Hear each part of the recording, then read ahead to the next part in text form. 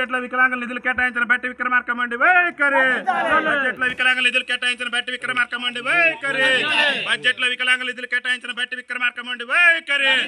ఈరోజు భారత వికలాంగుల హక్కుల పరిరక్షణ సమితి ఆధ్వర్యంలో ఏదైతే తెలంగాణ రాష్ట్ర ఆర్థిక మంత్రి, ఈ రాష్ట్ర ఉప ముఖ్యమంత్రి బట్టి విక్రమార్క గారు ఏదైతే తెలంగాణ రాష్ట్ర ఆర్థిక సంవత్సరం 2025-26కు సంబంధించినటువంటి బడ్జెట్ను నిన్న అసెంబ్లీలో ప్రవేశపెట్టిండో, ఆ బడ్జెట్లో తెలంగాణ రాష్ట్రంలో 30 లక్షల మంది వికలాంగులు దుర్భర జీవితాలు గడుపుతుంటే ఆ వికలాంగుల సమాజానికి కనీసం భరోసా ఇచ్చేటటువంటి ప్రయత్నం చేయనటువంటి తీరుకు నిరసిస్తూ ఈరోజు భారత వికలాంగుల హక్కుల పరిరక్షణ సమితి ఆధ్వర్యంలో ఈరోజు బండరాలను నెత్తన పెట్టుకొని ఈరోజు మా యొక్క నిరసనను వ్యక్తం చేస్తున్నాం.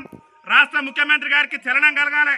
తెలంగాణ రాష్ట్రంలో వికలాంగుల సమాజం అనేక సమస్యలతో అల్లాడిపోతుంటే మరి వికలాంగుల సమాజం సమస్యలు పరిష్కరించేందుకు కానీ ఎన్నికల ముందు ఈ రాష్ట్ర ముఖ్యమంత్రి చెప్పిండు, మా కాంగ్రెస్ పార్టీ అధికారంలోకి వస్తే వికలాంగుల పెన్షన్లో అదే నెల నుంచి 6,000 రూపాయలు చేస్తారని చెప్పేసి రేవంత్ రెడ్డి గారు మాయమాటలు చెప్పి మా వికలాంగుల ఓట్లు వేసుకొని ఇవాళ ముఖ్యమంత్రిగా గద్దెనెక్కి ఇవాళ ప్రవేశపెట్టినటువంటి బడ్జెట్లో కనీసం వికలాంగుల పెన్షన్ పెంపుదలకు సంబంధించి కూడా బడ్జెట్లో పైసా కూడా నిధులు కేటాయించిన తీరు పట్ల మేము అసంతృప్తిని వ్యక్తం చేస్తూ ఇవాళ రాష్ట్ర ముఖ్యమంత్రి, రాష్ట్ర ఉప ముఖ్యమంత్రి ఈ కాంగ్రెస్ ప్రభుత్వ తీరును నిరసిస్తూ బండరాలు నెత్తన పెట్టుకొని ఇవాళ వికలాంగుల సమాజం ఈ బడ్జెట్ పత్రాలు దగ్ధం చేసి నిరసన వ్యక్తం చేస్తున్నాం. రాష్ట్ర ముఖ్యమంత్రి గారికి చలనం కలగాలి. తెలంగాణ రాష్ట్రంలో వికలాంగుల సమాజం సమస్యలతో అల్లాడిపోతున్నది. తెలంగాణలో మేము అధికారంలోకి వస్తే 6,000 రూపాయలు పింఛన్ ఇస్తాం. ఆర్టీసీలో వికలాంగులందరికీ కూడా 100% రాయితీతో ఉచిత ప్రయాణ సౌకర్యం కల్పిస్తాం.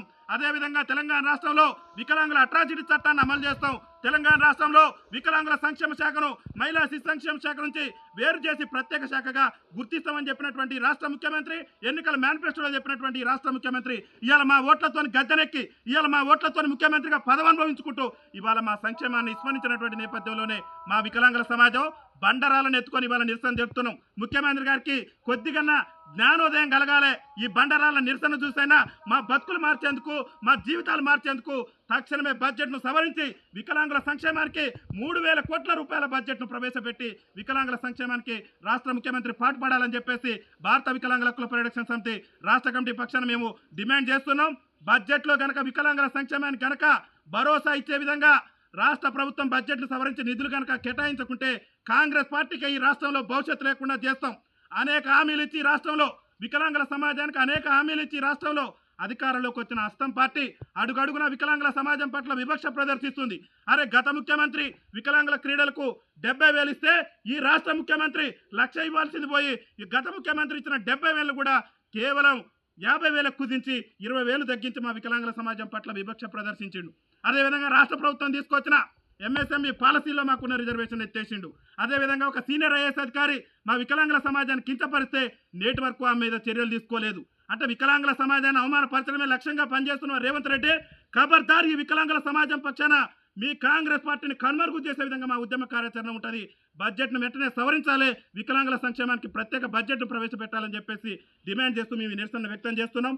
ఒకవేళ మేము అనుకూలంగా మా యొక్క డిమాండ్లను, మా యొక్క సమస్యలు పరిష్కరించేందుకు కనుక రేవంత్ రెడ్డి ప్రభుత్వం ముందుకు రాకుంటే తెలంగాణ రాష్ట్ర వ్యాప్తంగా కూడా భారత వికలాంగుల హక్కుల పరిరక్షణ సమితి ఆధ్వర్యంలో పెద్ద ఎత్తున నిరసనలు వ్యక్తం చేస్తామని చెప్పి తెలియజేస్తూ బట్టి విక్రమార్క గారు కూడా జ్ఞానోదయం ఉండాలి. ఇవాళ బట్టి విక్రమార్క గారు ఏం చేస్తున్నారు? ఈ రాష్ట్ర ఆర్థిక మంత్రిగా ఉండి కనీసం వికలాంగుల బాగోగులు, తెలంగాణ రాష్ట్రంలో 30 లక్షల మంది వికలాంగుల జీవితాలు మీకు గడపడట్లేదా? వికలాంగుల సమాజం అణగారిన వర్గం ఎదుర్కొన్న సమస్యలు మీకు గడపడట్లేదా అనేది మీరు ఆలోచన చేసుకొని వెంటనే బడ్జెట్ను సవరించేందుకు బట్టి విక్రమార్క గారు ముందుకు రావాలని చెప్పేసి డిమాండ్ చేస్తూ మేము ఈరోజు బండరాలను నెత్తర పెట్టుకుని యొక్క నిరసన కార్యక్రమాన్ని వ్యక్తం చేయడం జరిగిందని చెప్పేసి తెలియజేస్తూ వికలాంగుల ఐక్యత, వికలాంగుల ఐక్యత సవరించాలి. రాష్ట్ర ప్రభుత్వం ప్రవేశపెట్టిన బడ్జెట్ను వెంటనే ప్రవేశపెట్టాలి. వికలాంగుల సంక్షేమానికి ప్రత్యేక బడ్జెట్ను వెంటనే